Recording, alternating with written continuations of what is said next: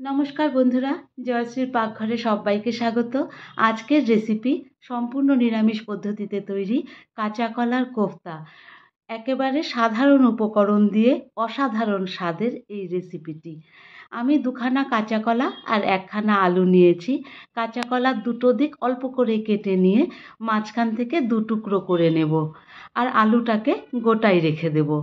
এবারে একটা প্রেসার কুকারের মধ্যে আমি এই কাঁচা কলা আর আলুটাকে দিয়ে দেব।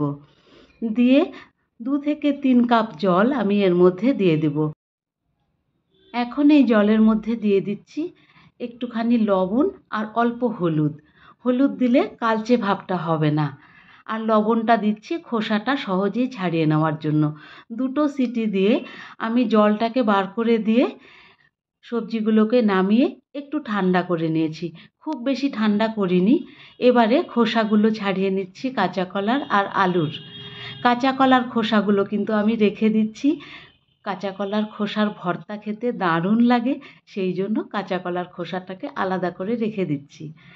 এবারে আলু আর কাঁচা কলাটাকে একটু একটু গরম আছে, সেজন্য একটা স্ম্যাশার দিয়ে আমি প্রেস করে করে একেবারে মিহি করে পেস্ট করে নেব। এখন একটু হাত দিয়ে চটকে একদম মিহি করে পেস্ট করে নিচ্ছি। দেখতে হবে যেন কোনো দানা রয়ে না যায়।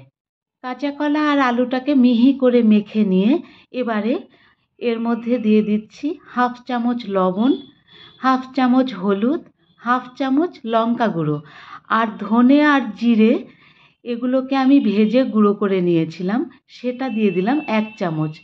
একটুখানি চিনি আর 1 টেবিল স্পুন সুজি আর 1 টেবিল স্পুন ময়দা। সুজি আর ময়দা দিয়ে যে কোনো কোফতা বানালে পরে এর স্বাদ একেবারে অসাধারণ হয়। আর সঙ্গে দিয়ে দিচ্ছি 1 চামচ ঘি। ঘিয়ের গন্ধটাও খুব সুন্দর লাগে কোফতার মধ্যে। একবার এইভাবে কোফতা বানাবেন আর এই টেস্ট সত্যি বলছি ভুলবেন না। এবারে সব উপকরণগুলোকে খুব ভালোভাবে মেখে নেব। একটা শক্ত মতো ডো তৈরি হয়ে গেছে। এবারে হাতটাকে একটু পরিষ্কার করে নিতে হবে আমাকে কোফতাগুলো বানিয়ে নেওয়ার জন্য। হাতটাকে পরিষ্কার করে নিয়ে অল্প অল্প করে এই মিশ্রণটা নিয়ে দু হাতের সাহায্যে গোল করে একটু চেপটে দিচ্ছি। আপনারা আপনাদের পছন্দ মতো শেপে বানিয়ে নিতে পারেন, তবে কোফতার জন্য এই শেপটাই সবচাইতে বেশি ভালো হয়, কারণ ঝোলটাকে নিয়ে বেশ নরম তুলতুলে হয়ে যায়। সবগুলোকে একইভাবে তৈরি করে নিচ্ছি। রেসিপিটি ভালো লাগলে একটা লাইক করে দেবেন, আর পারলে চ্যানেলটি সাবস্ক্রাইব করে নেবেন। সব কোফতাগুলো রেডি হয়ে গেছে। এবার কড়াইতে দিয়ে দিলাম সর্ষের তেল।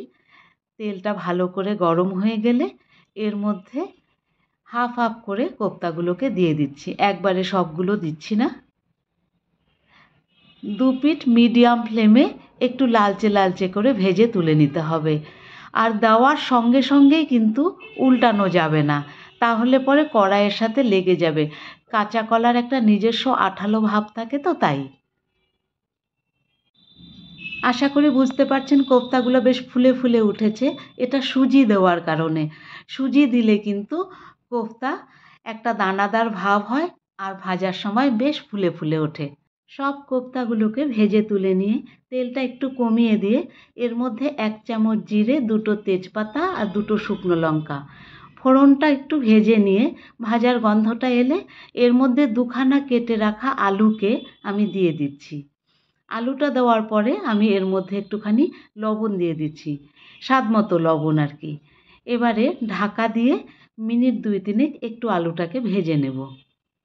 আলুটা হালকা লালচে লালচে কালার মতো ভেজে নিয়ে এবারে এর মধ্যে আমি দিয়ে দিচ্ছি 1 চামচ আদা বাটা আর একটা টমেটো পিউরি করে রেখেছিলাম সেটা।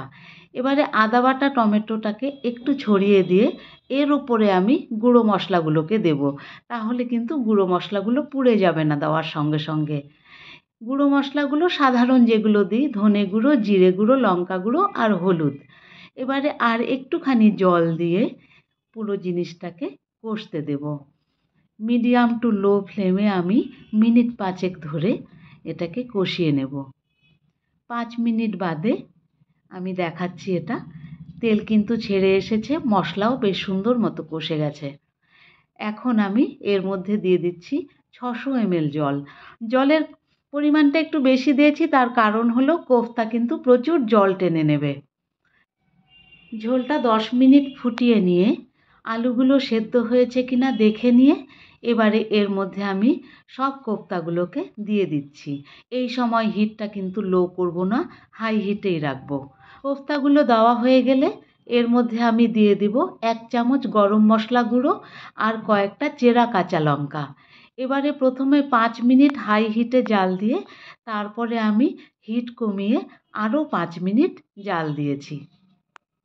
10 মিনিট জাল দেওয়ার পরে আমি দেখাচ্ছি কোফতাগুলো ঝোল টেনে বেশ ফুলে ফুলে উঠেছে আর আমার রেসিপি কিন্তু একদম রেডি। রেসিপিটি ভালো লাগলে একটা লাইক করে দেবেন আর সঙ্গে থাকার অনুরোধ রইল।